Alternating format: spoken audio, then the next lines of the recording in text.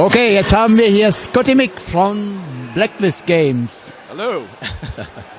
Usually I wanted to talk with Adam, but unfortunately Adam is not available today. Adam is getting married, so yeah, he had to stay behind, unfortunately. So they had to send somebody, and it was you. I was the one who was volunteered to come all the way to Europe, but I'm happy. It's my first time at Essen. This is amazing. This is a huge convention, so I'm blown away. And the energy here is amazing. Yeah. So and you don't hear it, but besides, we have karaoke running. I hope you don't hear it, because it's not the best karaoke I've heard so far.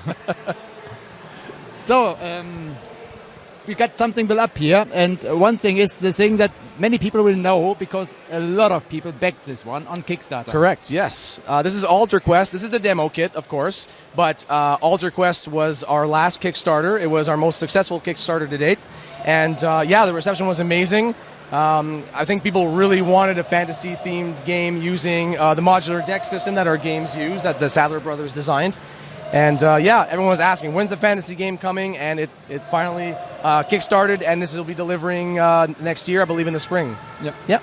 Do you want to say some short words about how the modular deck system works? Yeah, so for those not familiar with the modular deck system... But it should, because I wrote a review about BROOK City, and this is my top one game so far. Well, that's amazing, so thanks for that. This year.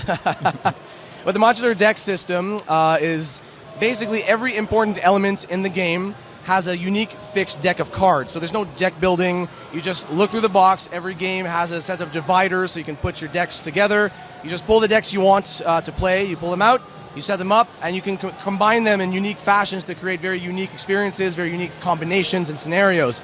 So for this, for ALTAR QUEST, we have one board that you just open. This is a prototype mat, but the board will be a trifold board.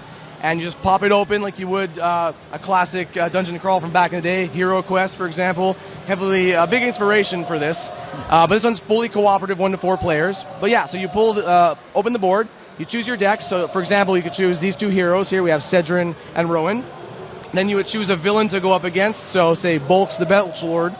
And then you would choose the minions that he controls, such as the Frogs. Now the Frogs happen to be his race, but he doesn't have to control them. You could swap these out for the Thralls, who are vampires in our universe. So yeah, you combine all the decks together to create a very unique setting. Oh, and the quest, of course. The quest that you embark on, there's multiple different quests. So they will all work together in different ways to create unique puzzles, if you will, that you have to solve. And ALTAR QUEST is all about exploration.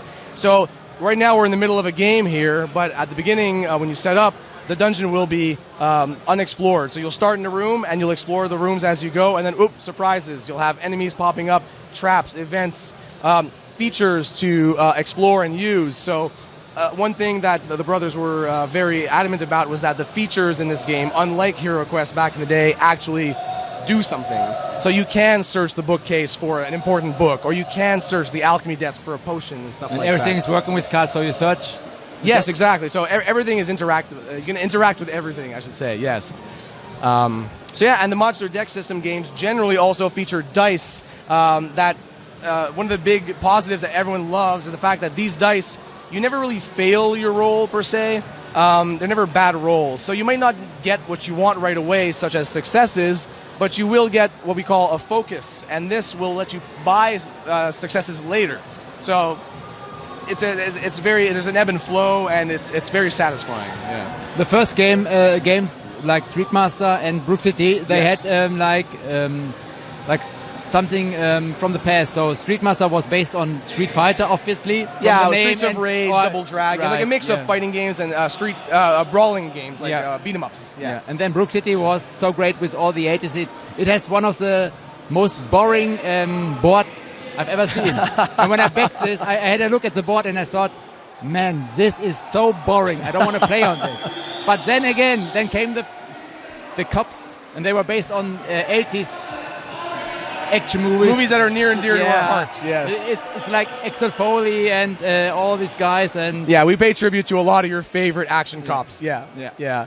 But the board is functional. Like it might not be the prettiest. That's the point. But it's because very when important. You play it, it's very functional. It's boring, but it's functional. So yeah, you need to see what you're doing, right? Yeah. But still, so something that looks boring can still be good. Exactly. But exactly. you forget about it because the rest of it is so interesting. It takes some time before you get get used to all this, how it is handled, how you use which deck. You have different decks where you have to. Every deck is so unique that you might have zone. You have the general zone, and then you have the crime where you have to pick cards from. Then you have the criminal where you have to pick cards from. Yeah, that's one mean buster. I don't know. It's Scott Mick. You remember some? Mickey Scott. He looks like someone. He blackmails people. He steals tapes and all this. Mickey Scott is the hardest criminal to defeat in Brook City. Yeah. Well, speaking of Brook City, we're really happy that we were able to bring it to Essen. This is the first time it's available in Europe physically. So people have been eating it up. They're just super happy to see it finally. And we have already sold out of one of our expansions. One of these, another expansion's about to sell out, the Delta Keys. We have a couple of copies left. But yeah, the response has been great, and people are really excited that it's here. And for those of you who haven't had a chance to come or acquire it, we should have it on our web store by the end of the year. So we're really excited to bring that to a larger audience. Yeah. One of my favorite characters in the game in Brook City is the hacker. Is it a coincidence that this is the bride on Saturday? She is. Because usually there's a big board and you have to pay action points to get moving. Right. But in this case, you just sit in your room and you place a token. It's like, okay, you're busted. You're busted. Again, the brothers are very adamant that every single character in their games feels unique, and that's why it's important to have their unique decks. So they have a unique flavor. They do not play like any other character in the game. And of course, you're like thinking, all right, all these cops are going to run around and drive. Immediately they thought, well, we should probably have a hacker as well, and they can stay put. And it's a completely different experience when you're playing with the hacker because you don't have that mobility. Yeah, it's very interesting.